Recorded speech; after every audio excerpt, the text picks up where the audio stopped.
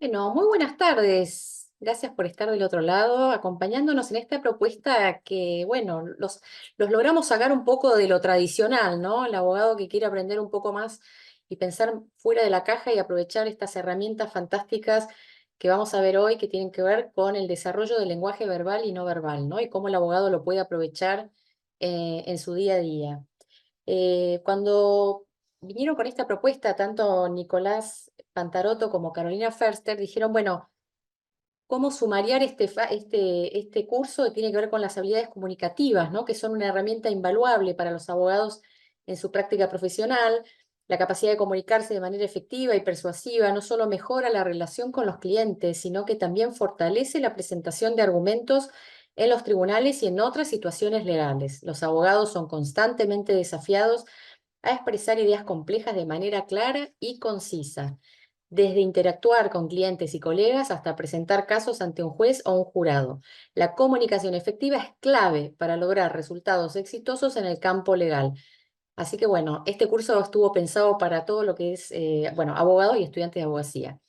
Me acompaña Carolina Ferster, ella es abogada de la UBA, coach ontológico, especialista en comunicación verbal y no verbal y está diplomada en programación neurolingüística. Bienvenida, Carolina. Ahí voy. Hola a todos, buenas tardes. Gracias por acompañarnos en este espacio. Me alegra ver tantos colegas que creo que si hoy están acá es porque estamos pensando en nuevas formas de abordaje de nuestra profesión y eso me alegra. Yo creo que innovar, crear, reinventarnos es algo necesario, es algo que la justicia creo que hace mucho tiempo que ya se viene cuestionando, ¿no? Nuevas formas de abordaje, de intervención, el trabajo interdisciplinario. Hoy en día también sumamos la inteligencia artificial que nos está llegando a todos, que la vemos cada vez más presente también en los procesos judiciales.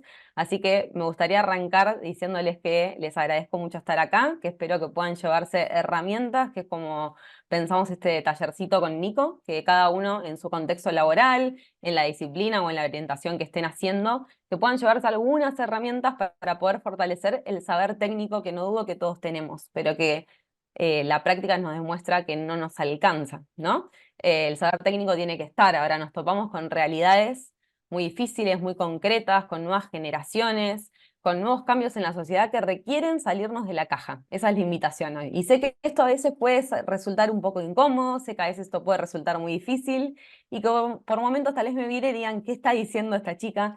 Créanme que esto lleva un proceso de decantación, ¿no? Porque ahora me voy a presentar bien y les voy a contar un poco de mí, pero hay una premisa en el coaching que es que uno no puede dar lo que no tiene. ¿Y qué quiero decir con esto? Primero el trabajo es con nosotros. Nosotros tenemos primero que construirnos, nosotros primero tenemos que tomar conciencia de que hay algo que tal vez hasta el momento no veníamos incorporando en nuestra práctica, este saber que no sé, ir a explorar, ir a ganar nuevas herramientas y también trabajar un poco desde el lenguaje que tenemos los abogados, que ahora más adelante lo vamos a ir viendo. Pero para avanzar un poco ahí con la presentación que les preparamos con Nico, que ya arrancamos con esto de la imagen de un despacho, muy característico de los abogados, ¿no? Porque nos ven a veces como estos bichos de ciudad raros que están solos, solitarios, este trabajo individual de despacho, de pensar el caso. Bueno, entonces así arrancamos, con un reloj que nos corre todo el tiempo, porque si hay algo que sabemos los abogados es de plazos. Entonces, plazos, recordatorios, esta silla. La idea es que ustedes, después de este taller, puedan pensar cómo quieren ocupar ese lugar, cómo quieren ocupar hoy ese rol. Y yo creo que es justamente a través de reinventarnos, de pensar nuevas formas de abordaje en nuestra profesión. Pero para avanzar, como les decía, les proponemos un poco en este espacio, primero que ustedes sepan quiénes somos con Nico, que hoy Nico lamentablemente no sabemos si va a poder estar presente, pues está con un tema personal, pero bueno, estoy acá para acompañarlos. ¿Qué hacemos en este espacio compartido? Después los voy a escuchar un poco a ustedes. ¿Cuál es la formación que tenemos los operadores judiciales? Vamos a hablar un poco también de la escucha activa, el lenguaje y su impacto, y las emociones en el proceso judicial, que están, no las podemos sacar, son parte nuestra porque ante todo somos seres humanos. Y unas reflexiones finales que vamos a hacer. Ahora, dicho todo esto, también en la presentación con Nico dijimos, bueno, vamos a utilizar imágenes características que tenemos los abogados. Esto de papeles, lapiceras, el reloj, los lentes, ¿no? Todas cosas que el calendario, las fechas, todas cosas que nos caracterizan a veces en nuestra labor, en nuestra profesión. Nico trabaja conmigo en el Ministerio Público de la Defensa, él trabaja en una defensoría curaduría. Y yo trabajo en la Escuela de la Defensa Pública, que lo que hacemos básicamente es capacitar a todos los empleados del ministerio y también difundimos jurisprudencia, que después voy a dejar el chivo por el chat para quien le interese. Siempre difundimos jurisprudencia, tanto nacional como internacional, estudios de jurisprudencia, boletines, bien. Y parte de mi labor es poder capacitar a los integrantes del ministerio en habilidades blandas, a los funcionarios también en liderazgo, a los empleados también en trabajo en equipo. Son herramientas que empezamos a ver que en el Poder Judicial están cada vez más presentes y dentro de un rato le voy a compartir algunas noticias de muchas escuelas judiciales que hoy están cada vez más presentes en las capacitaciones de habilidades blandas. Que esto realmente se ve como una necesidad de capacitación. Necesitamos incorporar estas herramientas. ¿Para qué? Para tener un trabajo más efectivo, para mejorar nuestra comunicación, para poder desarrollar también la empatía, para comprender que estamos trabajando con personas. Porque nuestra formación, si hay algo que sabe, es de normas, de leyes, reglamentos, pero del otro lado con quien estoy es con una persona. No soy ni con un código, ni con un reglamento, ni con ningún tipo de norma. Del otro lado hay una persona que viene a buscar nuestro servicio. Antes de arrancar acá. Eh, Mi carrera, ¿cómo llegué acá? Yo también soy abogada como todos ustedes, pero en el último año de la carrera me di cuenta que algo de la justicia me desenamoraba. Y era la gran incógnita que me hacía de a dónde queda la persona dentro del proceso judicial. Y veía que muchas veces incluso la justicia para mí era injusta, no solamente en la manera de resolver, sino en cómo lo hacían. Desde la expresión de las palabras, desde cómo se incluía a la persona, de cómo a veces también la persona no es escuchada, de la duración de los procesos, y yo iba en busca de querer darle justicia a las personas, y para mí eso no, al menos no interpelaba este concepto de justicia que yo tenía. Entonces dije, bueno, vamos a estudiar mediación, empecé a estudiar mediación, me parecía que ese era un lugar donde las personas podían poner sus palabras y había otro que las acompañaba. De ahí me fui al coaching, que para quienes no saben es una disciplina que lo que busca es potenciar el talento de las personas, que podamos trabajar también temáticas que hoy sentimos como un obstáculo. Y lo que hace el coach, esto es muy de la filosofía de Sócrates, es a través de preguntas, nosotros decimos preguntas poderosas, que la persona pueda cambiar su observador, es decir, que como está viendo hoy la realidad, pueda verlo de otras aristas. O sea que los coaches lo que hacemos somos grandes preguntones, pero nunca hacemos una sugerencia o un comentario, ¿sí? Es todo parte de la persona porque la protagonista es justamente la persona.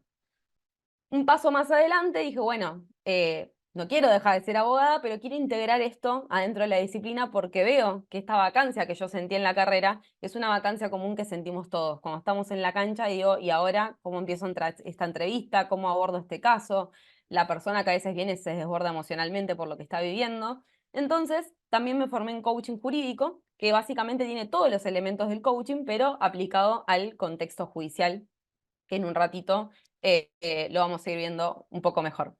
Pero a mí me gustan los espacios, no solamente hablar yo porque me aburro, sino conocerlos un poco a ustedes. Así que me gustaría, en la medida que puedan, dos o tres voces también que me cuenten por el chat por qué están hoy acá. Y acá voy a dejar de compartir pantalla para poder verlos. E invitarlos a los que puedan también encender sus cámaras, porque vamos a ver que la comunicación no verbal impacta mucho en nuestras conversaciones. Entonces, me gustaría que dos o tres voces me cuenten por qué están hoy acá. Ahí por el chat que tenemos amigos de Mendoza, de Buenos Aires, los saludamos desde acá. Que me cuenten entonces por qué están hoy acá, por qué se inscribieron en este taller. Escucho a dos o tres personas que quieran participar.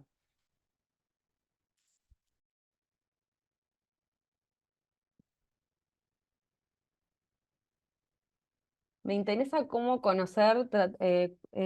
conocer cómo tratar mejor a las personas que llegan al despacho, dice Adela, buenísimo. ¿Quién más? Que me cuente por qué están hoy acá. No, no nos podemos desmutear, dice. Bueno, pueden No, escribirlo por no, el chat. pero por el chat, sí. Perfecto. Sí. Pueden escribirme por el chat y yo los leo.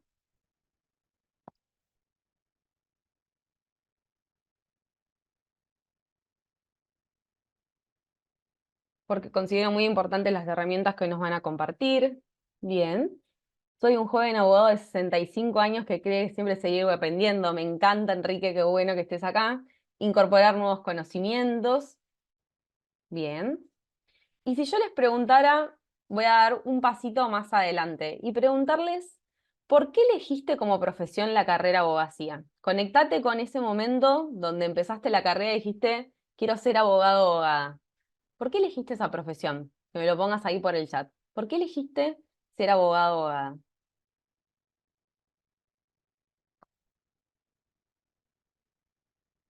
Acá María mientras dice, porque la comunicación no verbal muchas veces dice más que lo verbal, pues lo vamos a ver. Acá Daniel dice, porque me duelen las injusticias. Y acá quiero también que empecemos a prestar atención al lenguaje que utilizamos, porque me duelen las injusticias. Bien, acá Mónica dice, por el ideal de justicia que tenía.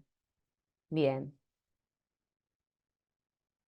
Adela dice, es un impulso interno difícil de definir porque uno quiere hacer justicia, luego uno se da cuenta que es imposible que no haya injusticia. Acá Edith dice, para poder conocer e interpretar nuestros derechos. Bien, ¿quién más? Pueden decir, no sabía qué otra profesión estudiar y estudié Derecho, pero con esta pregunta, un poco desde la psicología, nos trae a veces como conocimiento que muchos de nosotros que hemos elegido la carrera de abogacía, puede ser que esté conectado también con alguna vivencia nuestra, de nuestra experiencia de chicos, de nuestra familia o en algo que vimos, que lo hayamos sentido injusto y que eso desembocó después en la elección de esta carrera. Y acá los invito también a repensar y a fijarse, ¿no? Dentro de los contextos que cada uno vivió, de sus experiencias, si hay algo que yo viví de lo injusto que motivó a la elección de mi carrera. Tal vez puedan encontrarlo, tal vez esa pueda ser el puntapié, ¿no? Porque a veces uno cuando entra en crisis con la carrera o hay algo que no nos gusta de cómo funciona el sistema, un caso que no logramos resolver, que nos queda gustó, ¿para qué estudié esta carrera? Bueno, tiene todo, tiene un para qué. ¿No? Un por qué hicimos lo que hicimos. Acá algunas dicen por error. Siempre me gustó intervenir en los conflictos. A mí me viene al pelo aprender comunicación no verbal, ya que me cuesta hablar, expresarme para los demás. Yo puedo saber, pero no sé explicarlo.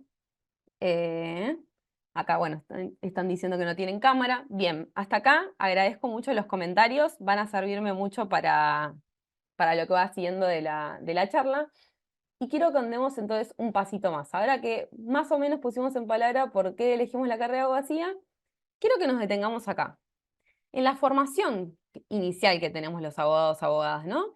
Y si yo voy a la currícula de una facultad en los primeros años de la carrera, me encuentro con un montón de habilidades técnicas, ¿no? Con estas famosas ramas del derecho, civil, penal, obligaciones, contratos. Y la pregunta es, ¿y a dónde están las habilidades blandas ahí? Porque tal vez en los primeros 2 o 3 años de carrera, lo que estamos viendo es justamente norma tras tratado, que no está mal, ¿no? Es la formación que nosotros tenemos, pero hay algo ahí que en la cancha se nos pierde, que no es solamente aprender el Código Civil o el Código Penal, ¿sí? Es aprender a escuchar en la entrevista al otro, a cómo voy a aplicar esa norma, cómo voy a fundamentarla, qué argumentos voy a utilizar, esto que trajo la compañera, si tengo una audiencia, ¿cómo me voy a defender yo en esa audiencia? ¿Cómo me voy a plantar a defender mis argumentos? ¿Cómo trabajo mi oratoria? Hay mucha gente que tiene pánico escénico de hablar en el público. Y lo que me repito desde el lenguaje es, no tengo los recursos, no me sale, no soy buena expresando, no soy buena comunicando, y desde ese lugar me voy a plantar en la audiencia. Porque justamente, como el lenguaje genera realidad y nuestro cerebro no distingue entre eso que me digo de mentirita y eso que pasa y el cerebro lo compra, así me voy a ir a la audiencia, pensando que no tengo recursos. Entonces, la primer gran reflexión que siento que tenemos nosotros en nuestra carrera, digo, ¿y por qué hoy estamos acá? Es porque nuestra formación académica es muy inicial en cuanto a la manera en la que se abordan los primeros años de abogacía, que creo que hoy se está empezando a cuestionar y se están incorporando otras materias, pero la mayoría de los que acá estamos, seguramente en nuestros primeros años, hemos visto diferentes materias técnicas y no necesariamente que tengan que ver con competencias comunicacionales, emocionales, tal vez algo de resolución de conflictos, pero una materia muy corta, digo, no teníamos en la práctica materias que nos puedan dar estas herramientas que sabemos que hoy y que en la cancha son muy necesarias. Entonces, avanzando un pasito más, a ver por qué no se me pasa, a ver ahí, ahí va. Vivimos en un mundo VICA. Este mundo VICA quiere decir que es un mundo volátil, que es incierto, que es complejo y que es ambiguo. Entonces, dejo de compartir para poder verlos. Lo que yo me pregunto es, ¿cómo podemos hacer entonces los abogados, abogadas para trabajar con este nuevo paradigma y con este mundo que es complejo, que cambia constantemente y que, como les decía, incluso hoy hablamos también de inteligencia artificial? ¿Cómo hacemos para resolver los conflictos, ¿no? Desde cómo está planteado el derecho, llévenlo al derecho romano, cuando todo nace, con los conflictos de hoy. Y vemos que hay normas que todo el tiempo necesitan de una actualización porque quedan desentonadas con las realidades que tenemos, porque la realidad supera la norma.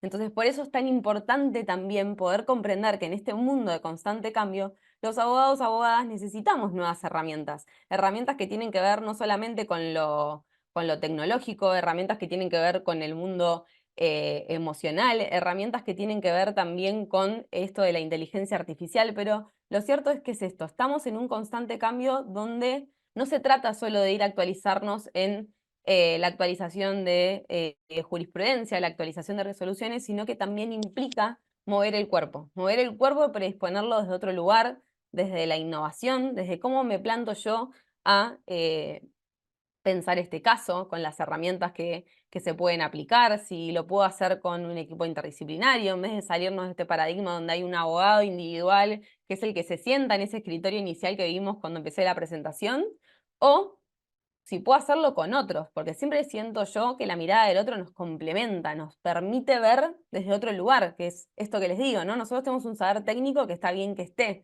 Ahora, tal vez el saber de otro profesional hace que nuestra intervención sea mucho más rica, porque tiene una mirada distinta a la nuestra y muchas veces eso en la práctica se pierde. Entonces, también en la formación académica, llevándolos de nuevo a sus años de la carrera de abogacía, puede ser que también hayamos convivido con expresiones como el derecho lo estudian quienes tienen buena memoria, en abogacía es cuestión de memorizar, de recordar las leyes, o frases como tenés que ser frío o fría, no podés involucrarte con tu cliente, las emociones, dejalas por otro lado, vos no tenés que involucrarte, vos solo tenés que cumplir este rol de ir a resolver una determinada cuestión. Y algo que para mí es muy característico también de nuestra profesión, que nos enseñaron que es ganar o ganar, ¿no? Estoy ahí para poder defender, para tener la mejor estrategia, el mejor argumento para ganar el caso, ¿no? No existe el ganar-ganar donde todas las partes estén contentas, sino que hay alguien que gana y hay alguien que pierde.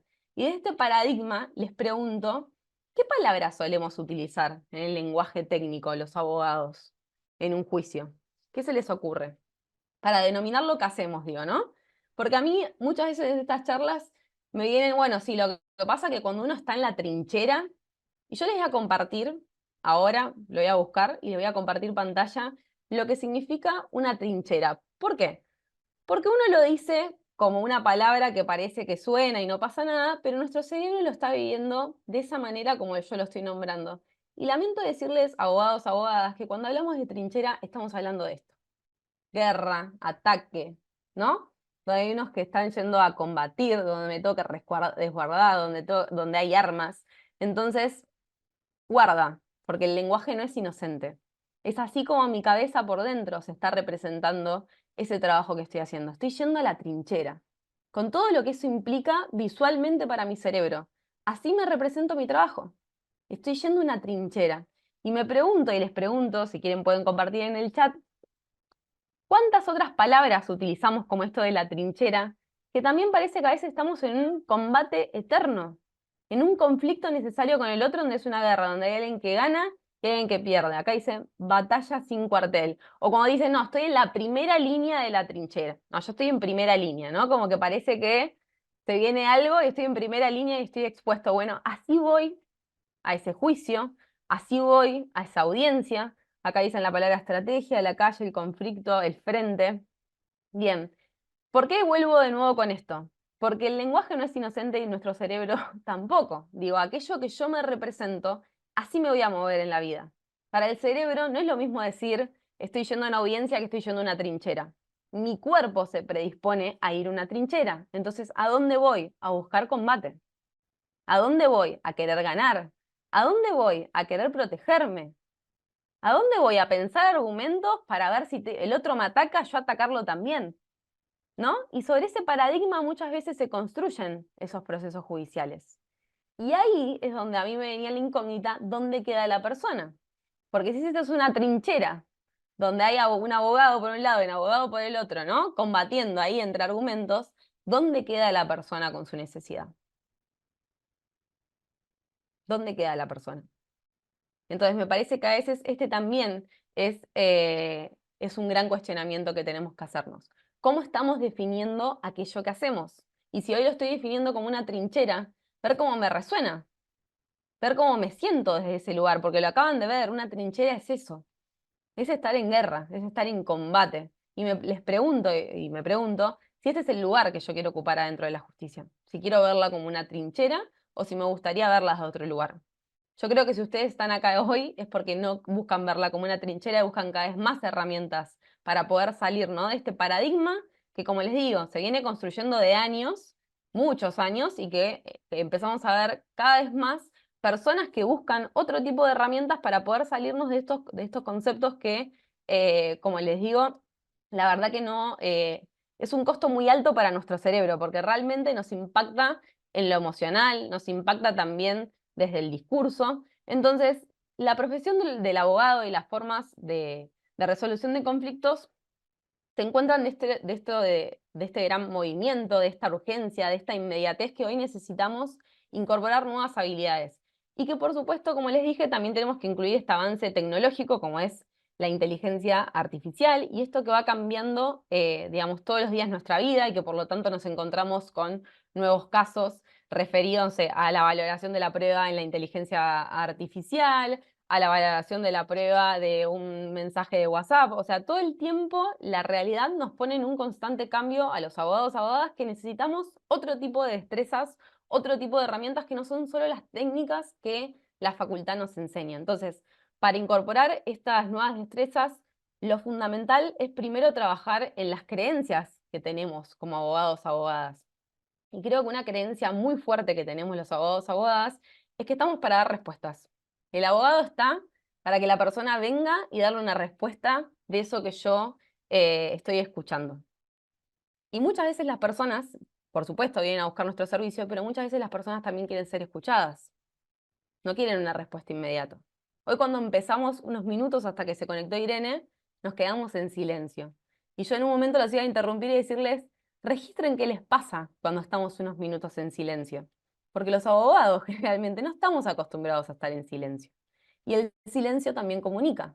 El silencio hay una información que me está dando, no solamente de mí, de lo que a mí me pasa con el silencio, sino de tal vez lo que le puede estar pasando al otro. A veces el silencio para el otro implica ese minuto de conexión que necesita para poder bajar y contarnos lo que le está pasando.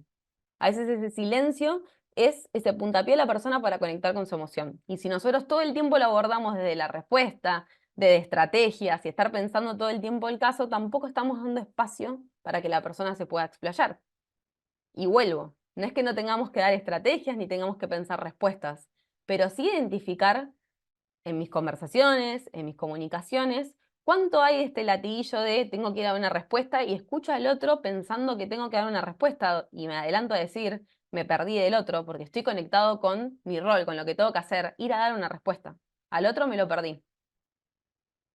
Acá me estoy adelantando, pero esto es tan cruel como suena. Cuando yo estoy conectado en pensar que lo único que tengo que hacer es dar respuestas, entonces me estoy perdiendo a veces de lo que el otro me trae, porque a veces el otro no busca solo respuestas, busca esto, busca ser escuchado, busca que lo entiendan. Yo que trabajo en el Ministerio Público de la Defensa les puedo decir que las personas llegan al ministerio muchas veces pateando 80.000 oficinas y ya no saben a quién más acudir. Y vienen con desesperación y vienen con enojo y a veces vos sos la primera persona que las escucha y te agradecen por eso. Te agradezco por los minutos que me diste al escucharme. Y muchas veces esto se nos va también con la profesión, ¿no? Con el automático, la cantidad de demanda de casos. Tal vez para nosotros es un caso más, pero para la persona es un mundo lo que le está pasando. Eso que nos está contando para la persona representa un montón. Entonces, este lugar que nosotros tenemos, que es un lugar donde no solamente se trata de poder cambiar este paradigma de la trinchera, porque no estamos yendo a ninguna guerra, a ningún combate, sino que estamos tratando de ofrecer un servicio a un otro, a una otra, en el cual, si solamente me conecto con esto de la respuesta, entonces tal vez me perdí realmente de la conexión con ese otro. Y una de las grandes herramientas para mí es trabajar la presencia. ¿Qué significa trabajar la presencia? Estoy conectado 100% con lo que el otro me trae. Estoy conectado 100% con eso que estoy haciendo. ¿Estoy haciendo una demanda? Bueno, no estoy haciendo una demanda atendiendo el teléfono y mandando un mail. Estoy 100% enfocado con la demanda.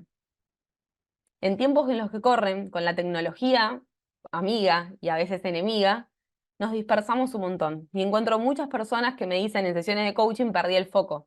No sé cómo enfocarme, me siento desenfocada, no sé cómo hacer mis tareas, me abrumo. Bueno, lo primero que les recomiendo es hacer foco es una actividad. Si hay un recurso que es urgente, que se me vence el plazo, me separo 1 hora, 2 horas de mi tiempo. Hay una técnica que se usa mucho que es la técnica Pomodoro, como la salsa de tomate, que es 20 minutos de enfoque, descanso 5, 20 minutos, descanso 5, ¿no? Para que nuestro cerebro también tenga pausas activas, que también son necesarias, porque si estamos 5 horas con la misma tarea, seguramente nuestro lado creativo se va a desconectar, porque nuestro cerebro como mucho puede retener 90 minutos. Después se pierde la información.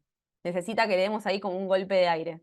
Aunque sea salir una vuelta y recrearnos y decir, bueno, el famoso respiro del aire para poder de nuevo conectarme. Entonces es muy importante en esto del foco, en lo que estén haciendo, trabajar la presencia. Y trabajar la presencia en las entrevistas, trabajar la presencia en las audiencias, es fundamental. Estar 100% conectado con eso que estoy haciendo. Y yo lo llevo mucho a las entrevistas que tienen con sus clientes o clientas. Estar 100% conectado con la historia que el otro me trae. Porque los abogados, en nuestro rol, no dejamos de ver fragmentos de imágenes o relatos que el otro nos trae. Y después nosotros ahí tenemos que indagar, ¿no? Las pruebas, cómo hacemos para contrastar esto que la persona me está diciendo con sus palabras, con pruebas que sustenten este argumento. O sea, que hay un trabajo también intelectual necesario, pero primero necesito tener una buena escucha. Y para tener una buena escucha, la primera gran herramienta es la presencia. Si yo no estoy conectado en este famoso aquí y ahora, la escucha se va, ¿sí? Tal vez voy a retener ciertas cosas, pero tal vez hay datos que me estoy perdiendo que son claves para esa estrategia que estoy pensando. Entonces, les voy a pedir por el chat que me pongan qué otras creencias ustedes identifican en nuestra profesión. Yo les dije ahí, bueno, el abogado siempre tiene que dar una respuesta. ¿Qué otras creencias se les ocurren que se presentan en nuestra práctica?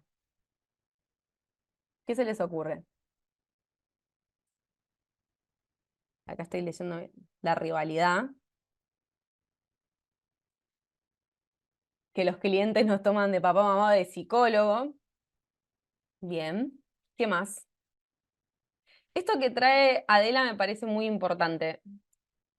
Creo que que todos los abogados y abogadas debemos reconocer que no tenemos todas las herramientas, que creo que eso ya es algo muy fuerte de reconocer, ¿no? Porque si fuimos entrenados para saber todo, para saber todas las normas, para saber todas las ramas del derecho, ¿cómo no vamos a poder abordar esto? Pero lo cierto es que muchas veces necesitamos, para ese caso que enfrentamos, la mirada de otro que nos complemente, porque digo, si bien ustedes hoy están acá tratando de hablar de otras herramientas, eso no excluye la intervención, por ejemplo, de un psicólogo o psicóloga, de una trabajadora social, porque eso complementa y agrandece nuestra mirada en el derecho.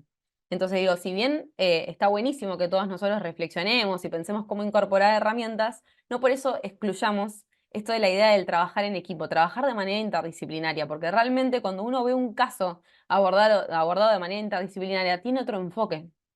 Hay otros valores que se ponen en juego.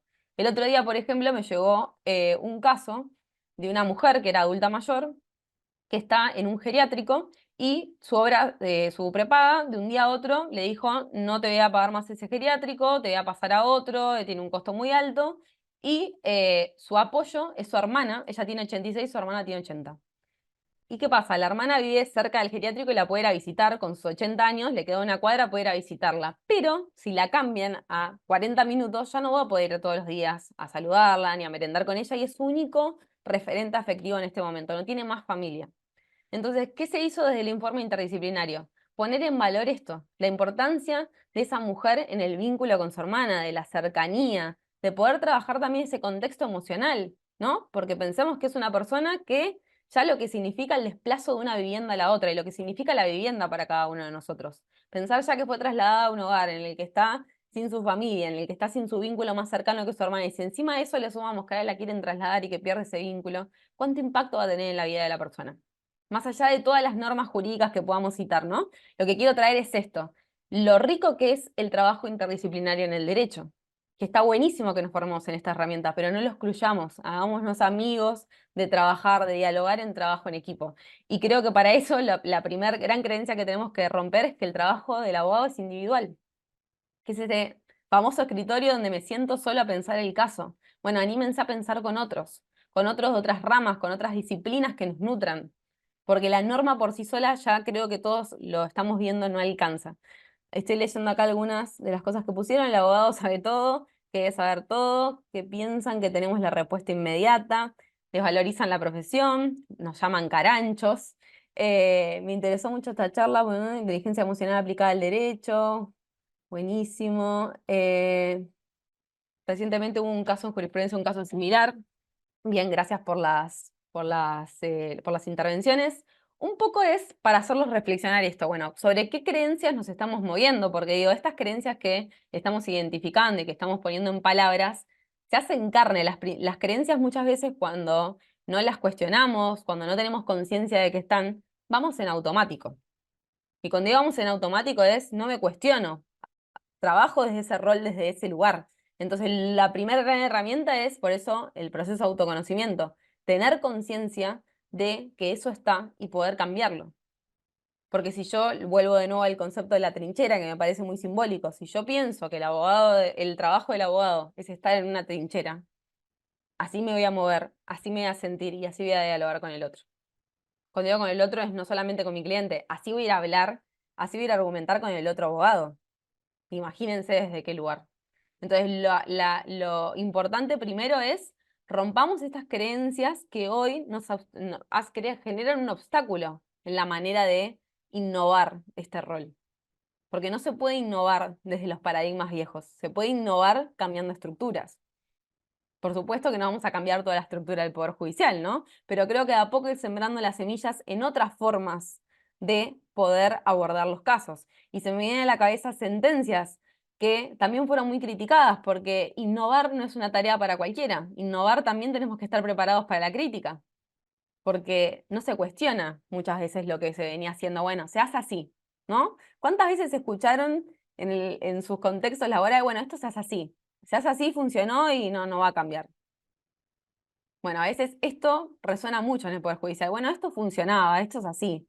No lo cambiamos, no innovamos. Y nos encontramos sentencias donde, por ejemplo, cita la jueza Mariana Rega Lindo al Principito, donde se escribe en un lenguaje adecuado para ese niño o niña. Y sí, así como ha tenido sus elogios, yo la conozco a Mariana personalmente, también ha sido muy golpeada. Digo, en su propia provincia por esto que ha decidido. Podemos estar más de acuerdo, menos de acuerdo en la manera, en el cómo, pero intentó otra manera. Y creo que en ese intento de otra manera puso algo que para mí es central en el derecho.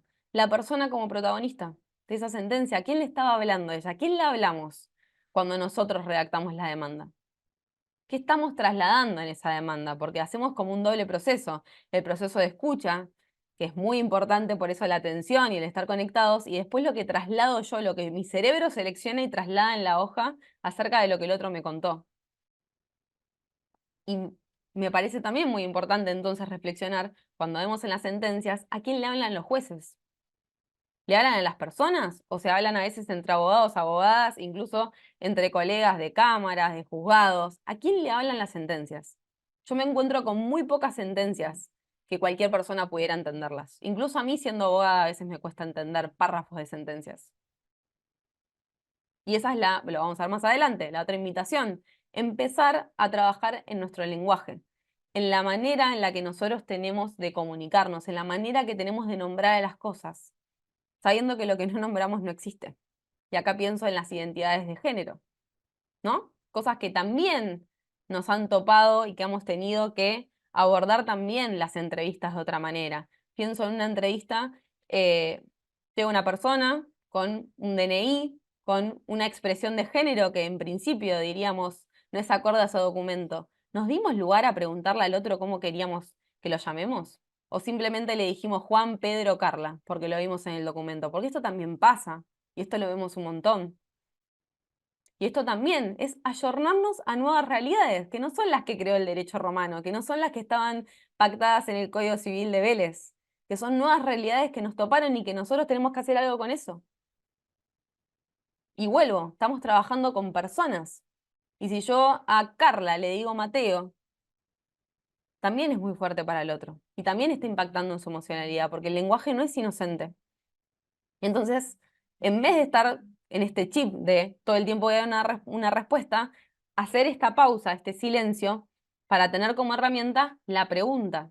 En vez de suponer, en vez de activar mis prejuicios, mis estereotipos, que todos los tenemos, poder tomar conciencia en cuáles son para desactivarlos y, por ejemplo, preguntarle al otro, ¿cómo te gustaría que te llamen? ¿Está bien si te digo Carla? ¿Está bien si te digo Pedro? ¿Te sentirías más cómodo de otra manera? Darle lugar a la pregunta. Y esto lo vemos un montón en las sentencias judiciales. Entonces, un poco, me parece que para poder innovar, para poder repensarnos, lo primero que tenemos que hacer es trabajar con las creencias que tenemos hoy arraigadas, no solamente en nuestro rol profesional, sino también en cómo funciona el sistema judicial. Bueno, hay alguien que gana y hay alguien que pierde, necesariamente. Voy a combatir con el otro, voy a pensar el mejor argumento. Estoy ahí para ganar, ¿no? Desde este lugar nos vamos a parar en el derecho. Así que lo primero que quiero proponerles en este proceso de autoconocimiento es que cada uno de ustedes pueda revisar qué creencias tengo hoy en mi práctica profesional que tal vez hoy están generando un obstáculo, un impedimento para que yo pueda innovar y repensarme de una manera distinta. Y para avanzar un poquito más, a seguir compartiendo pantalla, me salí me quedó la foto de de la trinchera. Entonces, un poco lo que le proponíamos con Nico es, lo comparto,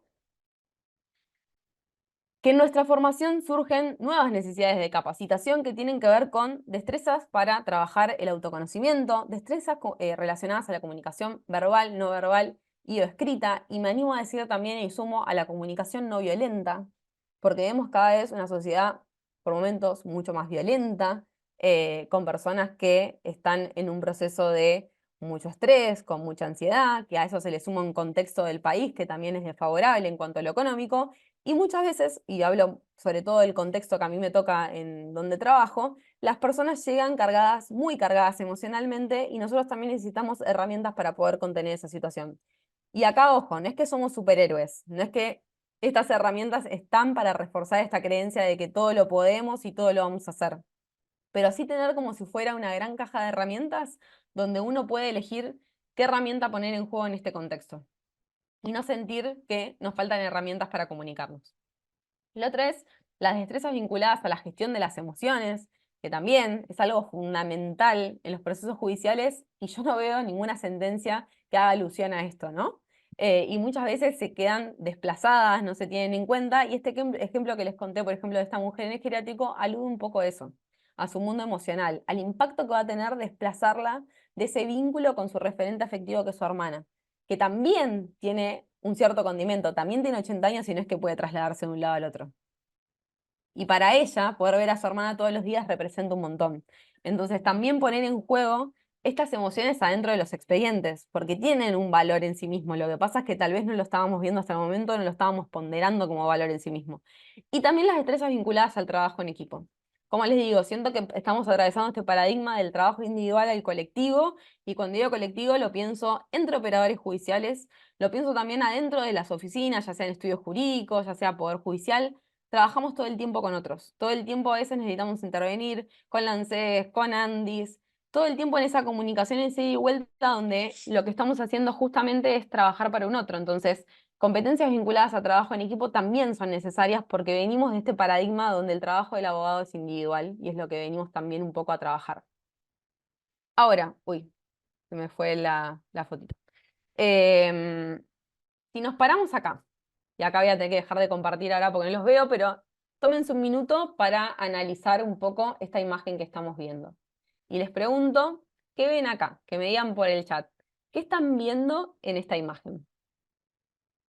Todo lo que ven, pueden ser desde los colores, desde todo lo que observen en esa imagen. ¿Qué vemos en esta imagen? Y acá dejo de compartir para poder verlos en el chat. ¿Qué estoy viendo en esa imagen?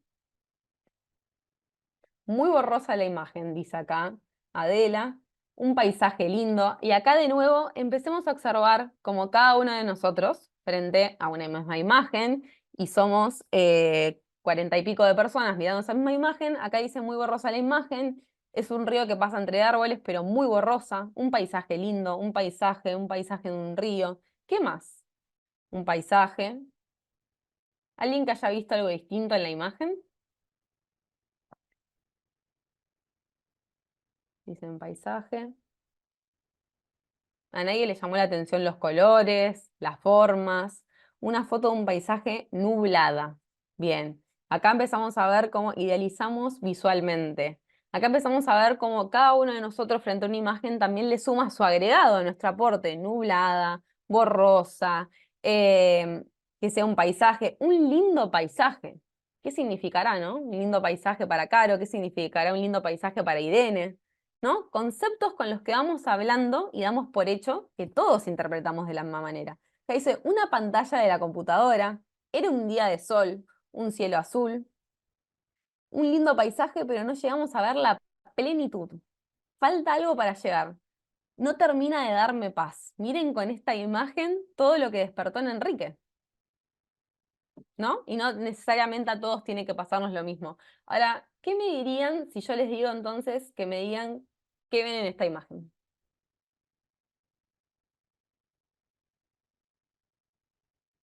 ¿Qué ven en esta imagen ahora? En relación a la anterior, ¿no? Si las comparáramos. ¿Qué nos aporta entonces esta imagen? Miren con detalle todo lo que observan en esta imagen, desde el color, lo que pasa. ¿Qué vemos en esta imagen?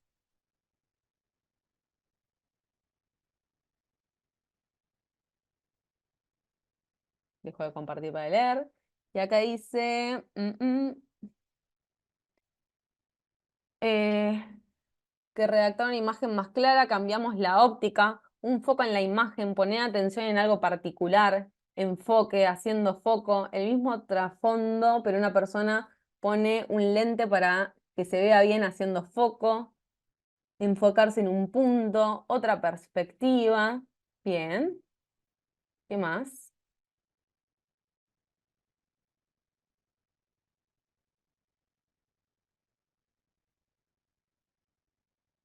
Ahí voy leyendo. Enfoque, un enfoque más amplio, un aumento de la imagen, otra perspectiva. Serían puntos similares con distintos fines, parcialidad. Bien, y ahora ustedes estarán preguntando, Caro, ¿por qué estamos viendo una foto de un paisaje en un contexto profesional de abogados, abogadas? Bueno, un poco la reflexión de esta imagen es invitarlo a pensar que muchas veces nosotros somos, ¿no? Esa manito que está viendo, desde nuestra mirada, en coaching decimos desde nuestros anteojos, que muchos abogados, abogadas usamos anteojos, yo creo que es de todo lo que terminamos leyendo que la vista se gasta, pero de estos anteojos que estamos teniendo, ¿cómo observo la realidad? Y ustedes verán que en esta imagen cada uno de ustedes puso en juego cosas que le pasaban. Bueno, es un lindo paisaje, se ve borroso, no me termina de dar paz, ¿no? Y a priori ese paisaje no refleja ninguna de esas palabras, sino que tiene que ver con nuestro mundo interior, con lo que a cada uno de nosotros nos pasa. Entonces, eh, me parece muy importante que podamos revisar esos lentes con los que estamos observando, interpretando el rol que hoy tengo como abogado o abogada, cómo lo estoy llevando adelante, sabiendo que todos los seres humanos observamos la realidad y que todos los seres humanos hacemos un recorte de eso que observamos. Nuestro cerebro no tiene la capacidad de poder retener todo lo que observa. Observa más o menos, para que se den una idea, entre 7 y 9 datos. El resto los desecha. El resto no los tengo en cuenta. Y si a esto le sumamos que nuestro cerebro no puede retener toda la información que nosotros observamos y le sumamos que tal vez no tengo foco, no tengo presencia, imagínense la cantidad de información que se nos pierde cuando estamos con un otro. Porque si encima nuestro cerebro recorta y si encima nosotros no estamos atentos, no tenemos la presencia plena en esa comunicación con un otro, ¿cuánta información se irá? ¿No? Por eso es tan importante comprender, y esto creo que además se nos va en el automático y lo pasamos por alto, pero esta imagen entonces nos invita un poco a pensar cómo los abogados y abogadas trabajamos también con recortes, porque todo el tiempo estamos trabajando con recortes de hechos. Es lo que el otro nos trae versus lo que el otro dice, y trabajamos con diferentes fragmentos y con diferentes imágenes que los otros nos traen, ¿no? Y sobre eso tenemos que ir desarmando nuestra estrategia e ir pensando diferentes condicionantes. Y creo que el mejor ejemplo jurídico de esto muchas veces son los testigos.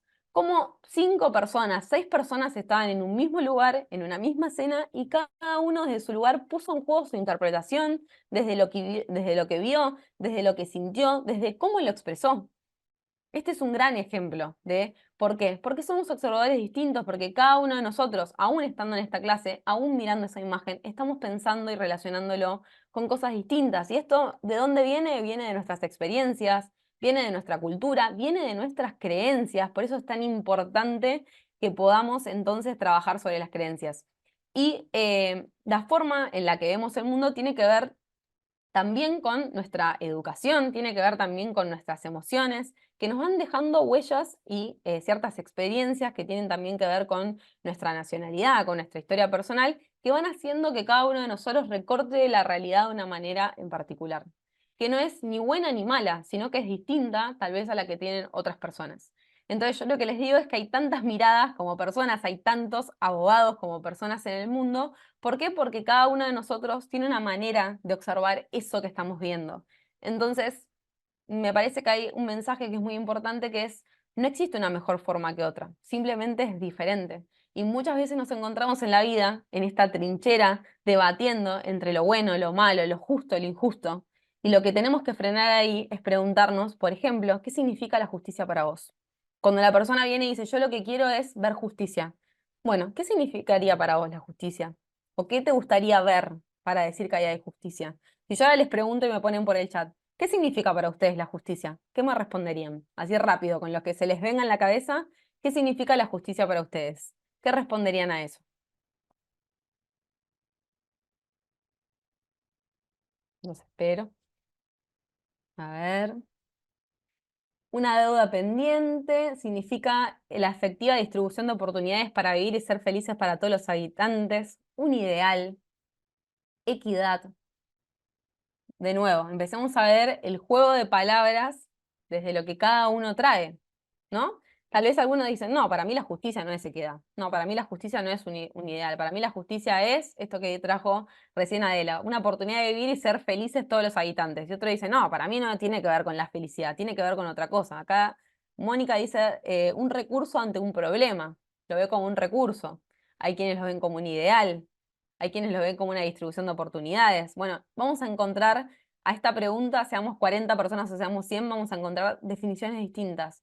¿Por qué? Porque somos cada uno de nosotros observadores distintos, desde lo que vivió en su vida personal, desde cómo atravesó la carrera, desde lo que juzgamos hoy, desde la práctica, que es justo e injusto. ¿Cuántas veces nos encontramos sentencias que leemos y decimos, uy, no, la verdad que acá no veo justicia, o esto es injusto, no me parece que, que esta resolución o cómo se resolvió sea justa, no está acorde a derecho, y empezamos a utilizar un montón de palabras que creemos que cuando hablamos con un otro, encima con un otro que si es colega, el cual no cuestionamos, porque creemos que todos hablamos en el mismo lenguaje. Y la realidad es que no, la realidad es que tenemos que darnos más margen a la duda, más margen a la pregunta, para poder ir desarmando estos conceptos que a priori parecen compartidos, pero que cada uno de nosotros rellena con significados.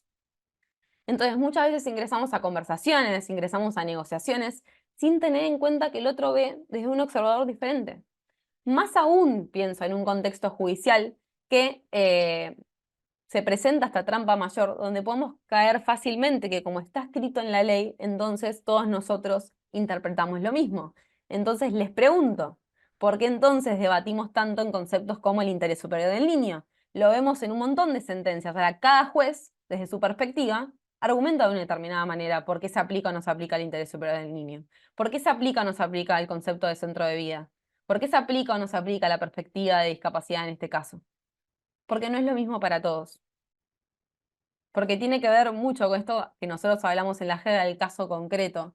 Bueno, este caso concreto también tiene que ver con un observador, que no solamente es el otro desde lo que le está pasando, que somos nosotros frente a ese caso que estamos recibiendo. ¿Con qué nos estamos quedando? ¿Qué estamos valorando de eso que el otro me trae? Y este ejercicio de las imágenes para mí es muy simbólico de nuestro trabajo. Bueno, ¿qué imagen o qué foto me quedé de esa entrevista que tuve con mi cliente? ¿Y cómo los plasmo después al expediente judicial? ¿Cómo lo voy a narrar? ¿Con qué lenguaje voy a utilizar esto que la persona me trae y que está sintiendo? Ese creo que es un gran desafío que tenemos. Entonces, es importante poder comprender que todos los seres humanos observamos el mundo desde diferentes modelos mentales, le decimos que son estas creencias, que están totalmente arraigadas, no las cuestionamos, están en nuestro inconsciente y uno en lo automático va transitando la vida sin cuestionarlas. Pero si trabajamos en esto de la autoconciencia y pensamos entonces que a nuestra carrera, a nuestra disciplina, la conforman un montón de modelos mentales que tal vez hoy nos ayornan con estas realidades y que hacen que tal vez no podamos incorporar estas nuevas herramientas que hoy siento que es una necesidad mayor para todos y todas nosotras. Lo primero es entonces desarmar estas creencias para poder incorporar nuevas habilidades, sin perder de vista que somos observadores distintos y como observadores distintos no todos necesitamos lo mismo, no todos nos comunicamos de la misma manera, no todos escuchamos de la misma manera. Y de este lugar también poder entonces desarrollar la empatía, porque difícil va a ser que yo quiera poner empatía en esa conversación cuando estoy pensando que el otro piensa exactamente lo mismo que yo. Y pensamos que el mensaje que enviamos, donde hay un emisor y hay un receptor y hay un canal que es lineal y como si fuéramos de robot, el mensaje entra y llega al otro tal cual yo quería. Y como llega tal cual como yo quería, no cuestiono.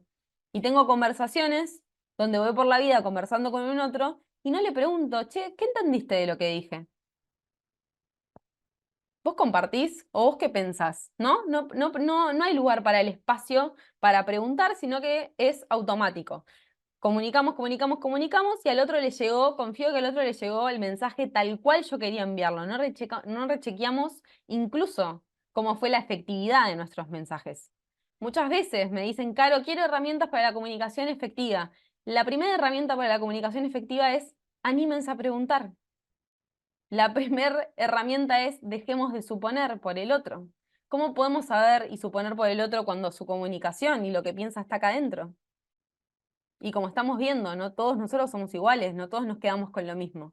Entonces, la importancia de poder rechequear los mensajes que enviamos, de que haya más margen para la duda y no tanto para la suposición. Eso es como para mí una de las primeras herramientas cuando hablamos de conversaciones efectivas que tenemos que tener. Ahora, dicho todo esto, sin embargo, nos encontramos en la formación jurídica con todo este compendio, ¿no? De normas, de leyes, de códigos, que vuelvo, tienen que estar, son necesarios, los tenemos que actualizar, tenemos que debatir nuevas normas, tenemos que ayornarnos, pero no es suficiente, no es lo que nos basta para el mundo que hoy tenemos, en este mundo que yo les decía, es algo volátil, es algo que va cambiando también las urgencias. Ahora, en la práctica jurídica también podemos tener esta creencia de que, como está en el Código Civil y como hay una definición en el artículo 5 que dice tal, entonces tanto mi colega como yo vamos a interpretar lo mismo. Y la pregunta que yo les hago es, ¿desde qué lugar estamos interpretando eso? Y vuelvo al concepto del interés superior del niño. Leo todos los días sentencias sobre el interés superior del niño. ¿Desde qué lugar está fundamentando ese otro? ¿Desde qué lentes ese juez o ese tribunal está mirando ese caso? ¿Y de qué lentes o desde qué lugar nosotros estamos abordando también nuestro caso? Por eso también, como, así como un ejemplo práctico, encontramos sentencias donde hay, por ejemplo, una cámara que está compuesta por más de dos jueces, donde vemos que en un mismo caso incluso no solamente fallan desde los argumentos distintos, incluso entre ellos a veces no se ponen de acuerdo. ¿Por qué? Porque son observadores distintos y cada uno está haciendo su recorte y su valoración del derecho desde sus lentes, desde sus anteojos. Hay quienes dirán, uy, esta coincido con este fundamento, con este no coincido. Yo no sé si hay algo que esté mal o bien.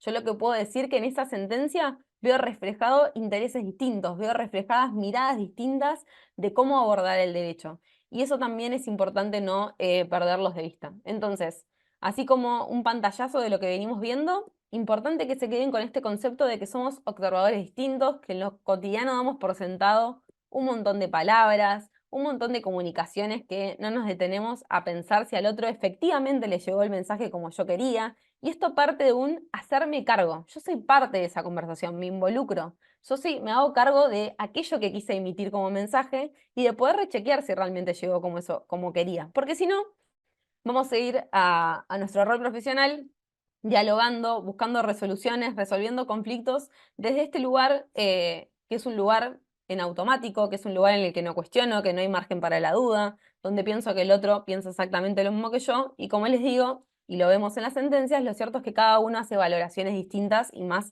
en lo que es la práctica jurídica. Entonces, para avanzar un poquito más, vamos por acá. Lo que quiero traerles es un ejemplo de que las escuelas judiciales hoy están resonando mucho con esto que estamos haciendo en este espacio, que es cada vez más pensar en nuevas herramientas. Vemos muchas escuelas judiciales que entrenan cada vez más abogados, abogadas en habilidades socioemocionales, taller de competencias emocionales.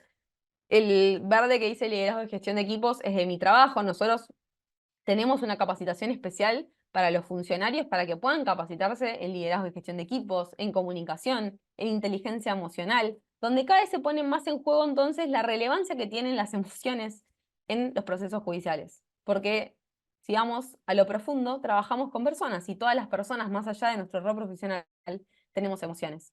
Y no es posible disociarnos, no es posible esto que dicen a veces, bueno, cuando cruzas la puerta del trabajo, dejas lo personal afuera. No nos podemos dividir porque somos personas. Digo, uno podría trabajar en su inteligencia emocional para no desbordarnos, para que no nos sea imposible ejercer nuestro rol. Para eso necesitamos herramientas, necesitamos conciencia, entender, por ejemplo, qué está disparando esa emoción. Entender, por ejemplo, cómo gestionarla. ¿Me puedo enojar? Sí. Me adelanto a decir algo, las emociones no son ni buenas ni malas, las emociones están, es como si fuera el tablero de un auto que nos está diciendo acá falta aceite. Bueno, la emoción está para informarnos algo. Y emociones como el enojo, por ejemplo, o la tristeza, a veces están catalogadas como malas. Y en ciertos ámbitos está mal estar enojado, en ciertos ámbitos está mal estar triste, y la verdad es que no. Lo que está mal a veces es cómo la gestionamos. ¿Cómo gestiono ese enojo? ¿Cómo comunico ese enojo? Muchas veces el tema está ahí, y en las comunicaciones que tenemos en los procesos judiciales, no solamente es lo que digo, sino cómo lo digo. Porque como les dije, el lenguaje no es inocente y al otro también le impacta la manera en la que nos comunicamos. Entonces, esto lo traje un poco de pantallazo para que vean que las escuelas judiciales se están moviendo también en ese sentido. Cada vez hay un mayor reconocimiento de las habilidades blandas, yo le digo habilidades humanas, habilidades comunicacionales, habilidades emocionales, que se están poniendo en juego cada vez más en los profesionales de derecho. Y si les pregunto qué ven acá, ¿qué me dirían? No me van a decir que alguna vez en algún proceso judicial nos encontraron en esta situación, donde alguien quedó un 6 y alguien quedó un 9. ¿Qué sienten cuando están en esta situación? Lo dejo acá para que me compartan por el chat. ¿Qué sienten cuando están en este tipo de comunicaciones? A ver, ahí los miro. Perspectiva, dos puntos de vista correctos desde el punto de vista de cada uno. ¿Qué más? ¿Alguien ve una sola realidad ahí en esa imagen?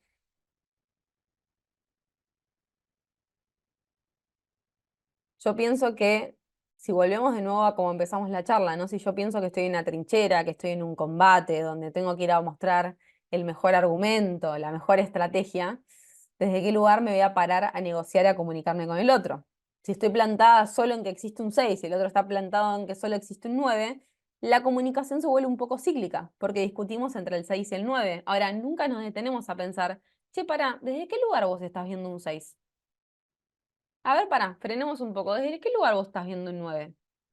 Porque comprender al otro no es lo mismo que darle la razón. Y esto a veces nos hacemos un matete. Comprender al otro es hacer esta pausa de poder preguntarle, che, ¿desde qué lugar vos estás interpretando el interés superior del niño de X manera? Y no quiere decir que cuando el otro me lo diga yo voy a decir, ah, tenés razón, sí, tenías razón. Puede ser que estoy comprendiendo el mundo del otro, pero puede ser que también difiera.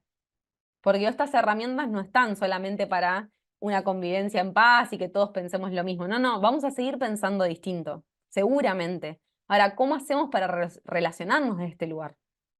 Porque seguramente nos vamos a relacionar en espacios de trabajo donde no coincidamos, pero también tenemos que aprender a llevar adelante esas diferencias y a saber esto, que se trata más de comprender desde qué lugar el otro me argumenta, desde qué lugar el otro piensa, desde qué lugar el otro siente, para poder comprender un poco más desde qué lugar me está hablando.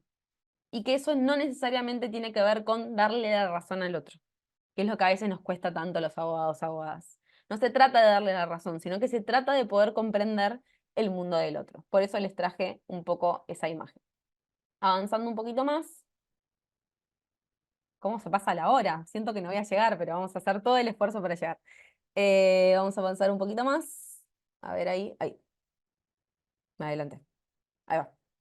Entonces, venimos trabajando un poco esto del autoconocimiento, de la presencia, de hacer foco, y uno de los momentos donde los abogados y abogadas necesitamos hacer foco es en la escucha. ¿Por qué? Porque generalmente y culturalmente entendemos que la parte importante de una comunicación es la palabra, es la que tiene preponderancia, es la que tiene el valor. Y descuidamos que una de las partes fundamentales de la comunicación es la escucha activa. Y se le dice activa porque justamente se valora la palabra como un rol protagónico y a la escucha como algo pasivo. Y es todo lo contrario. Para poder hacer buenas preguntas, para poder pensar nuestras estrategias, para poder dar buenas respuestas, lo primero que tengo que hacer es escuchar. Y este fenómeno de la escucha, desde la mirada del coaching, se dice en la fórmula que escuchar es percibir más interpretar. ¿Qué quiere decir esto? Que todos nosotros cuando estamos escuchando percibimos ciertos datos que, como les dije, nuestro cerebro no retiene todo, selecciona algunos y otros los desecha, pero además de seleccionar, nuestro cerebro interpreta. ¿Desde qué lugar? Desde nuestros modelos mentales. ¿Desde qué lugar? Desde nuestras experiencias. Por eso es tan importante tener presencia en la escucha, porque necesariamente estamos haciendo este ejercicio, no lo podemos desactivar, es algo automático que viene con nosotros. Lo que pasa es que muchas veces es esto, estoy haciendo una cosa y mientras tanto hago otra, y mientras te escucho escribo, y mientras te escucho atiendo el teléfono, y nos perdemos un montón de información del otro, porque ya nosotros mismos estamos haciendo un recorte de eso que el otro trae. Entonces es muy importante cuando pensamos en términos de la escucha activa, es primero, trabajo en mi presencia, me conecto 100% con la historia del otro. Segundo, le doy lugar a la duda, le doy lugar a la pregunta en esa comunicación, si hay algo que no entendí, si hay algo que no me quedó claro, no supongo. Le pregunto al otro, ¿desde qué lugar estás diciendo esto que decís? ¿Desde qué lugar estás sintiendo esto? Ay, doctor, lo que yo quiero es que se haga justicia. ¿Qué significa para vos hacer justicia? ¿Cómo verías justicia vos en este caso? Poder traerle al otro que nos muestre desde qué lugar está observando eso que observamos. Porque como vimos, justicia para nosotros como abogados puede ser X cosa, capaz justicia para la persona. Lo hemos visto también en muchos casos penales, donde la persona ni siquiera está enfocada en la pena que se le da a la persona, sino que que la persona quiere es que la persona le vaya a decir perdóname. Y ese perdón para la persona representa un montón. Y nosotros como abogados, ¿dónde está nuestro foco? En la condena, en la pena. Hay quienes van a estar en la pena más alta, hay quienes van a estar en las garantías, que se cumplan las garantías. Y la persona, ¿qué es lo que quiere? Yo lo que quiero es que la otra persona venga y me pida perdón en esto que me hizo. Entonces, dejémosles más espacio también en este proceso de escucha al silencio, porque el silencio también comunica, el silencio es parte de nuestras comunicaciones. Y cuando muchas veces tenemos entrevistas y estamos en contextos muy complejos, de mucha emocionalidad, a veces el silencio hace que esto decante, que la persona pueda conectarse con ese sentimiento que tal vez le está contando expresar, porque no todos expresamos los sentimientos de la misma manera. No todos conectamos con las emociones de la misma manera y por eso ya arranqué la charla diciendo, uno no puede dar lo que no tiene. Si yo no me puedo conectar con mi propia escucha, si yo no me puedo conectar con mi propia empatía, si yo no me puedo conectar con mi propia emoción, ¿cómo voy a acompañar desde ese lugar a un otro? Por eso este proceso de autoconocimiento. Y sé que esto tal vez, si es la primera vez que lo escuchan, les va a sonar un poco raro. Pero créanme que si no lo pasamos primero por nosotros, es muy difícil poder saltearme ese paso de ir a aplicarlo con un otro. Primero necesito conectar conmigo. Bueno, ¿cuáles son las creencias que me están limitando hoy en mi profesión? ¿Cuáles son las emociones que no tolero ver, que me generan resistencia, que veo que si la persona se emociona, hago alguna pregunta racional o la saco de foco para no conectar con la emoción? Pero eso tiene que ver conmigo, no tiene que ver con el otro. No tiene que ver con que la emoción que trae el otro sea mala, es que yo no sé cómo ponerla en juego en esa comunicación. Entonces es muy importante esto del foco y la presencia en la escucha activa, que para mí es una de las herramientas más grandes con las que contamos para nuestro rol profesional. Ahora, si fuéramos, vieron que ahora está la famosa etiqueta de los envasados donde vemos que todo es una etiqueta, si nosotros pudiéramos ser esos envasados, si pudiéramos tener estas etiquetas, la pregunta que les hago por el chat es, ¿en cuál se identifican más? Porque estas son las famosas o los famosos obstáculos a la escucha. ¿Cuáles son estos famosos obstáculos? El exceso en la propia historia. ¿Qué quiero decir con esto? Personas que cuando vos le estás contando algo te dicen, ah, sí, pero no, a mí no sabes lo que me pasó. No, no, no. No, no sabes lo que me pasó a mí, terrible. Te cortan y se van conectado con su historia personal. Ahí esa persona está conectada con su propia historia, no con ustedes. Pero esto nos pasa, y nos pasa a todos, y acá hay que humanizar un poco estos obstáculos, todos los atravesamos. Lo que pasa es que lo difícil es hacernos cargo de que sí, estoy en ese obstáculo que me cuesta escuchar. El otro es el exceso en interrupción, personas que todo el tiempo mientras uno habla y le cuenta algo nos interrumpen con algo. La falta de atención, que como les digo con la tecnología es algo que vemos cada vez más, cada vez está más frecuente. alto en suposiciones. Suposiciones hacemos todos, prejuicios tenemos todos, pero hay gente que realmente lo tiene en exceso. Y la pregunta que le hago a esa persona es, ¿cómo puedes saber lo que pasa en el universo mental del otro? Porque no estás ahí adentro. Y si partimos de la base que todos somos observadores distintos, ¿cómo puedes saber lo que al otro le pasa? ¿O cómo puedes saber lo que el otro siente? Y entonces nos encontramos con el otro obstáculo que sigue, que es completar la oración por el otro. Y digo, ¿cómo podés saber las palabras que yo iba a utilizar o lo que yo sentía y vos completás eso que yo tenía para traerte? ¿Desde qué lugar? También el exceso de emociones, y cuando digo el exceso de emociones, digo, no es que la emoción es un obstáculo en sí mismo, si el desborde de la emoción, ¿no? Cuando me desborda y digo, no tengo herramientas, me desbordo, no puedo hablar, no me puedo comunicar, no puedo escuchar, porque realmente me desborda lo que siento. El estrés, por supuesto, el cansancio, cuando, no, cuando por ejemplo, no sé, tengo una larga entrevista con un cliente y no desayuné, el hambre, necesidades básicas del ser humano, los ruidos. Por eso también es importante cuando a veces tenemos ciertas entrevistas, en la medida de nuestros recursos, ser estratégicos en donde las tenemos, porque el espacio condiciona un montón la comunicación. Es esto de no solamente es lo que digo, sino es cómo lo digo, y cómo lo digo impacta también en el ambiente que elijo, en la manera en que tengo de sentarnos, si no estamos sentados enfrentados, si estamos en una mesa en la que compartimos un espacio, en cómo nos vestimos. Justamente, trayéndola a María Regalindo, ella una vez me contaba que tenía una entrevista con una niña y me dijo, yo no fui vestida como abogada. Yo fui con un pantalón, unas zapatillas, predispuesta a tirarme en el piso, a jugar con la nena y comunicarme desde ese lugar. Desde ese lugar que en ese momento para esa nena era jugar en el piso con los juguetes. Ella se sentó en su misma posición, porque también hay una cosa que tenemos los abogados, que es este lugar de poder, en el que yo sé y vos no sabés. Yo tengo un saber técnico y vos no.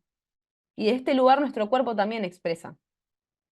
La posición de nuestro cuerpo expresa. Si yo estoy rígido, parada y digo, sí, ¿qué necesita? ¿No? No es lo mismo que decirle hola, ¿cómo estás? Recibirlo, preguntarle cómo está, qué necesita, qué espera de nuestro servicio. No dar por hecho también que sabemos lo que el otro necesita, darle lugar de nuevo a la pregunta. Entonces es muy importante poder tener conciencia de cuáles son estos obstáculos que más se presentan en mi ámbito laboral. Así que por el chat les pido que me digan cuál de todos estos sienten que resuenan más con ustedes. ¿Se conectan más con la suposición? ¿Se conectan más con el interrumpir? A ver qué me dicen, ahí lo estoy leyendo. Contiene estrés, no sé, tenemos con la emoción, bien. Y vuelvo, esto no es para castigarnos, no es que ahora vamos acá y salimos del taller y me doy con un látigo porque interrumpo. Esto es conciencia, esto es autoconocimiento, es identifico que hay algo que yo hago, que entiendo que me genera un obstáculo en poder escuchar al otro, y lo que hago es trabajar conmigo para cada vez estar menos en ese lugar. No piensen que esto se borra de un día al otro, porque es una práctica que veníamos hasta el momento haciéndolo, incorporándolo, y ahora estamos tomando conciencia de que tal vez hoy eso está y que me está dificultando en mi escucha. Pero creo que hay un paso que antes no había, que es la conciencia. Si yo tengo conciencia de que uno de mis obstáculos es que todo el tiempo estoy interrumpiendo, voy a trabajar conmigo para trabajar mi presencia, para interrumpir cada vez menos y también para trabajar el impacto que eso genera en el otro. Porque eso que hacemos tiene un impacto. Tiene un impacto para nosotros y tiene un impacto para el otro. Y tal vez el otro, cuando lo interrumpimos, su lenguaje por dentro es, no me reconoce, no me siento valorado, no me siento escuchado. Y todo eso nosotros no lo sabemos porque el otro no lo comunica. Tal vez lo expresa con el cuerpo, porque vamos a ver que el cuerpo también expresa. Pero no hay algo explícito que el otro nos devuelve, pero también impacta en la manera en la que nos comunicamos. Así que el ejercicio para que se lleven es que puedan identificar dentro de su práctica laboral por qué obstáculo atraviesan más, ¿no? Y vuelvo de nuevo, no es para castigarnos, esto es para tomar conciencia y poder trabajar en nosotros, estar menos en ese lugar que hoy sabemos que nos priva de tener esta escucha activa. Entonces, para seguir un poquito más, y ahora me dirán, Caro, entonces, ¿qué herramienta tenemos para la escucha activa? Entonces vamos a avanzar un poquitito más. Y yo creo que tenemos tres grandes herramientas para poder trabajar la escucha activa. Una es el rechequeo, que creo que es algo que tenemos bastante a veces en la jerga o que lo escuchamos, que es este espacio para preguntar, ¿qué entendiste de lo que dije? ¿No? Y que el otro nos pueda contar y ahí rechequear, no solamente si el otro nos escuchó, porque si nos escuchó nos va a poder devolver algo, sino también con qué se quedó del otro de eso que dije.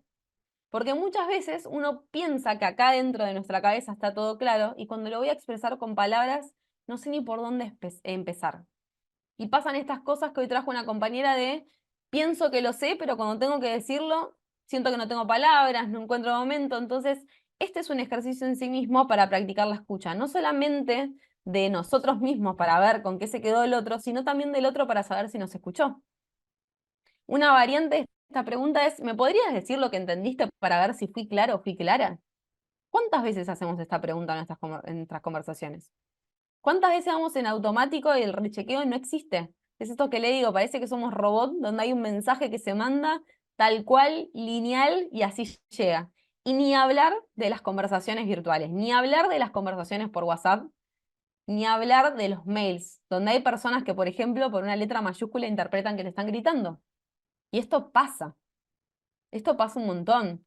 Entonces, tener más conciencia y hacernos cargo del lenguaje que yo estoy comunicando y hacerme cargo de, che, a ver, ¿qué entendiste de lo que dije? No suponer, sabiendo que somos observadores distintos, que el otro está interpretando tal cual yo quiero. Lo otro es el parafraseo. A ver si te entendí bien. Lo que vos me quisiste decir es que, y acá viene la trampa. Si yo tuve presencia, si yo realmente tuve escucha activa, voy a poder parafrasear, porque el parafraseo no es traer con mis palabras, el parafraseo es traer textual lo que el otro me trae. No digo, ay, sí, porque era una mañana de otoño y era hermosa. No, no lo sumo con mis condimentos como vimos en esta imagen.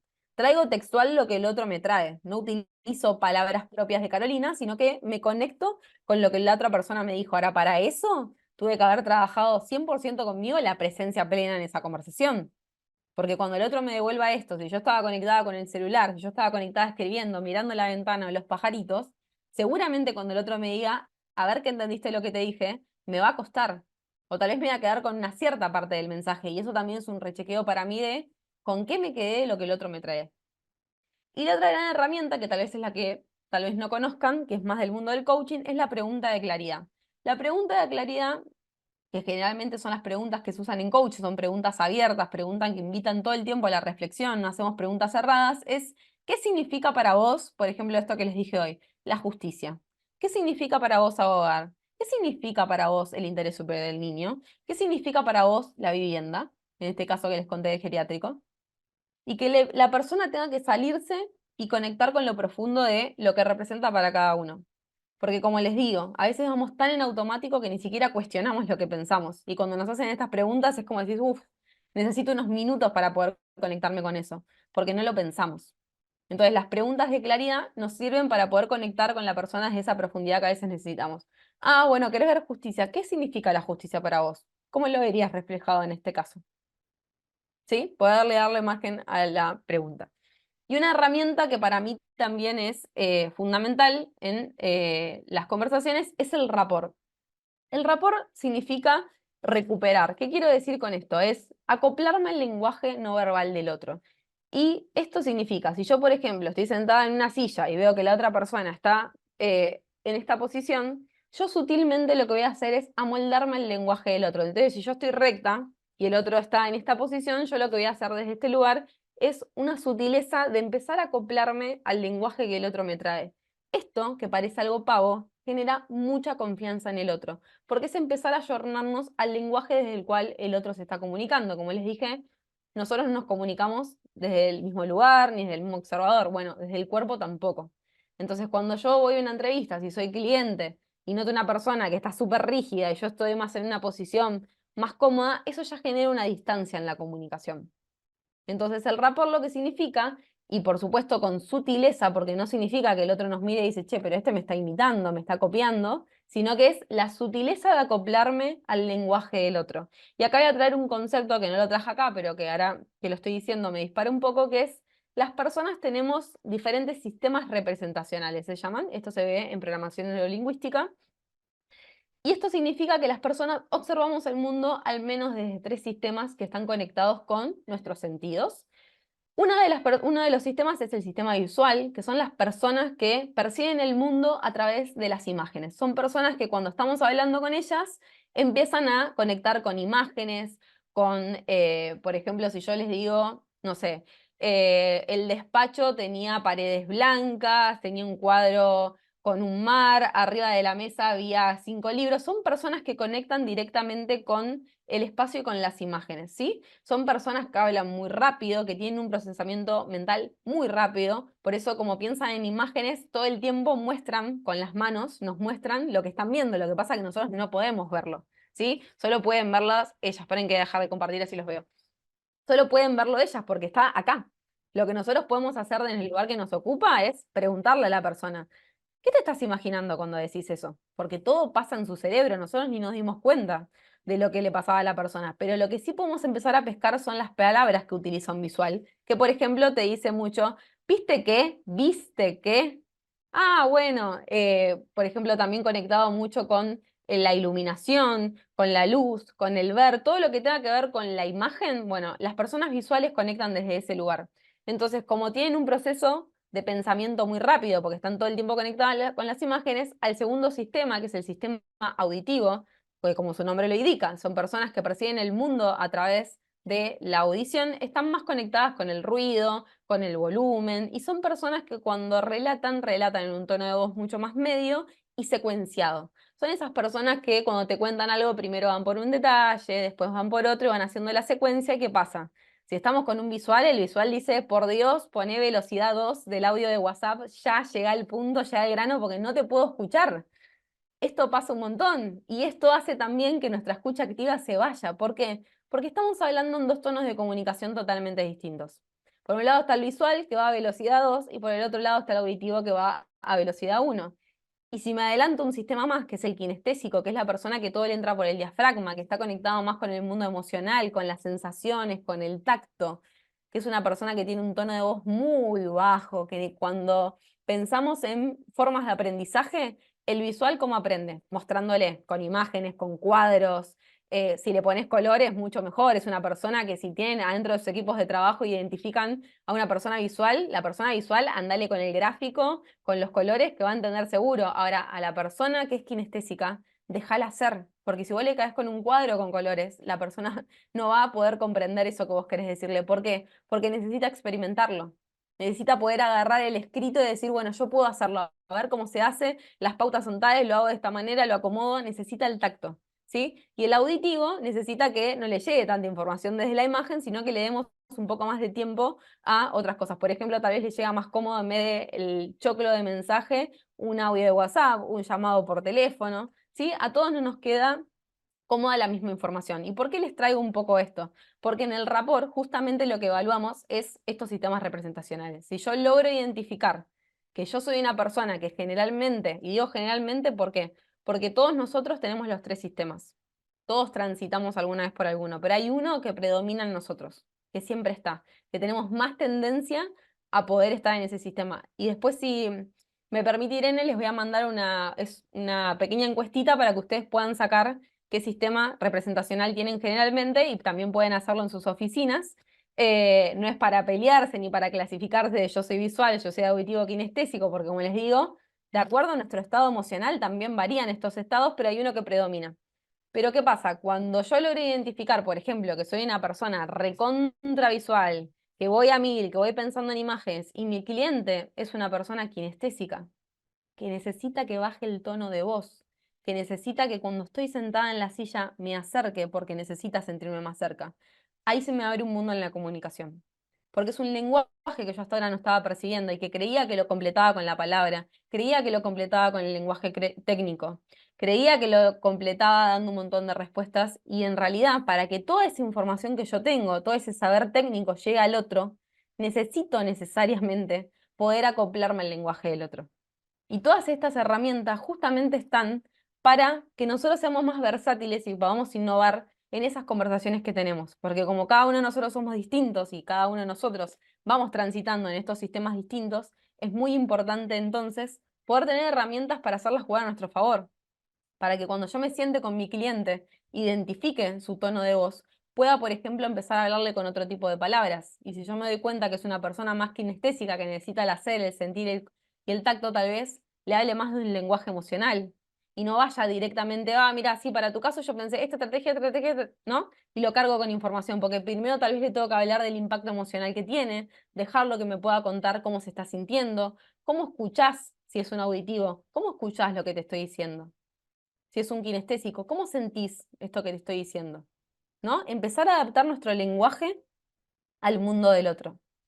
Porque el otro, tal vez como no lo sabe, no se va a adaptar al nuestro. Entonces nosotros que estamos acá en este espacio y que sabemos que el lenguaje no es inocente, que el lenguaje genera algo en mí y también genera y repercute en el otro, es muy importante poder entonces pensar que estas herramientas lo que hacen es que cada uno de nosotros pueda comprender un poco más este lenguaje. Ahora, adelantándome un poquitín más, y ya sé que me corren los minutos, pero voy a llegar. Hace rato, te estoy dejando porque está súper interesante, pero, Ah, ¿sí? ¿Hace rato? y sí, pero no importa, Ah, acá están, hay 44 personas, así que evidentemente pensé que era hasta queremos las siete seguir y media. escuchándote. Pensé que era hasta las 7:30. Bueno, No, cierro con no, esto. Por último, para cerrar todo lo que venimos hablando, y les agradezco y pido disculpas por la demora, porque yo creí que era 1 hora y media, quiero decirles que el 93% de lo que comunicamos es no verbal. Y es una cifra muy dura, porque los abogados y abogadas estamos muy acostumbrados a la palabra, estamos muy acostumbrados a los argumentos, estamos muy acostumbrados al lenguaje que utilizamos, ahora descuidamos que ese 93% de lo que comunicamos es no verbal. Y algo más le sumo, que ese 93% de lo que comunicamos hay un otro que lo está interpretando.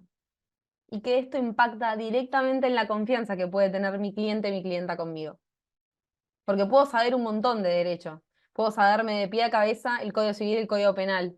Ahora, si yo no tengo en cuenta la manera en la que lo comunico, cómo lo comunico y que del otro lado hay un otro que no necesariamente tiene que saber nuestro saber técnico, y esto también me parece fundamental, cuando hablamos de lenguaje claro y sencillo, poder adaptarnos al lenguaje coloquial del otro.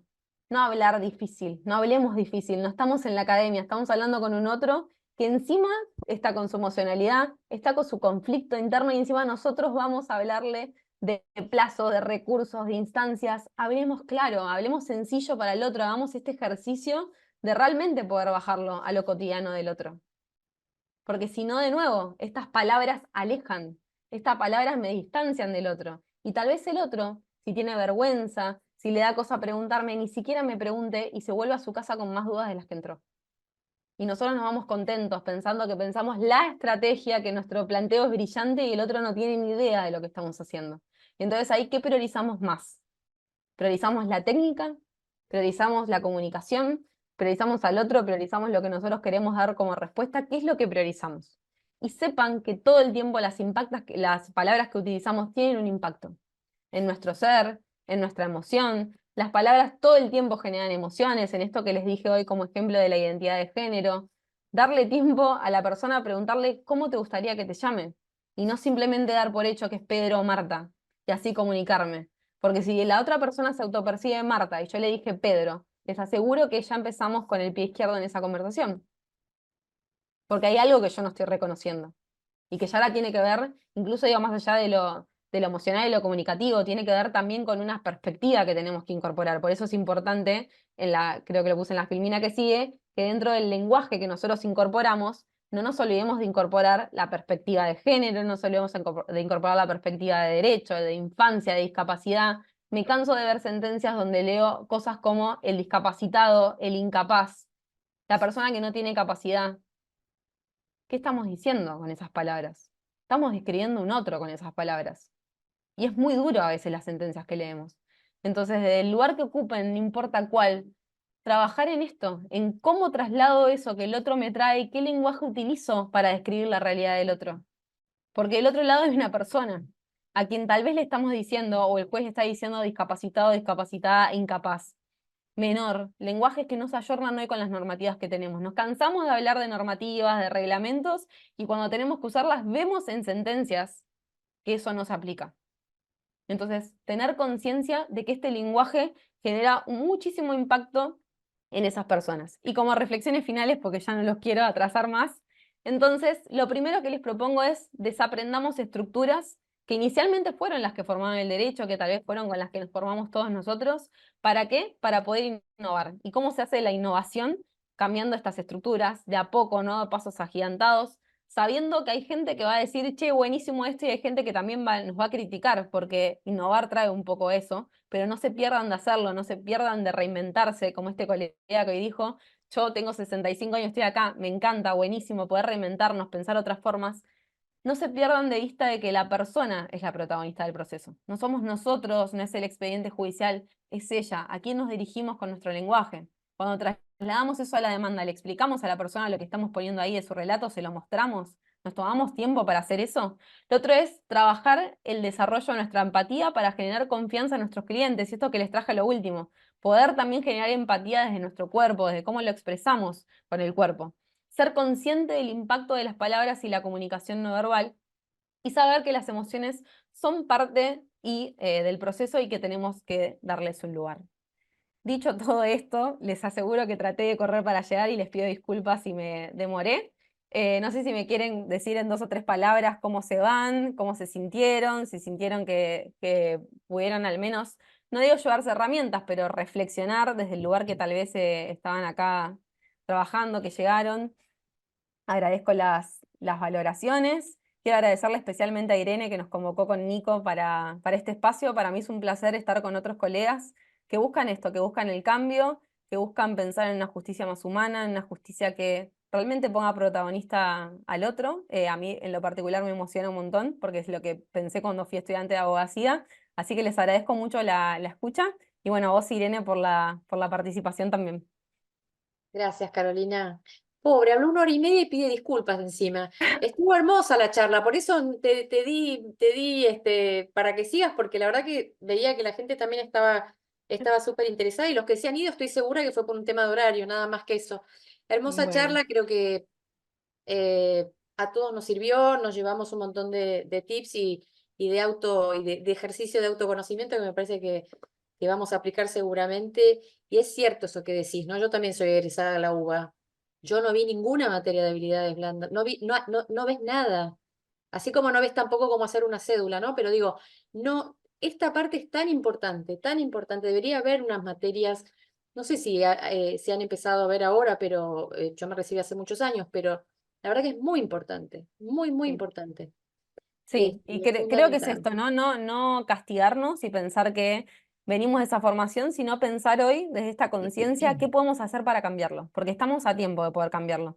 Y a veces Seguro. el cambio es desde la palabra, desde la manera en que recreo ese contexto con la persona, en cómo lo escucho. Y estoy segura que si están acá es porque tienen lo principal, que es para mí la intención del cambio. Así que estoy segura que lo van a poder hacer. Seguro, ya allanaron el camino un montón, totalmente. Bueno, muchísimas gracias por haberse quedado hasta el final y gracias Carolina una vez más. Y bueno, la verdad que me parece que el tema da para otras charlas, así que vamos a estar pensando a ver Por en qué más supuesto. podemos estar conversando con ustedes en esta temática que es tan interesante.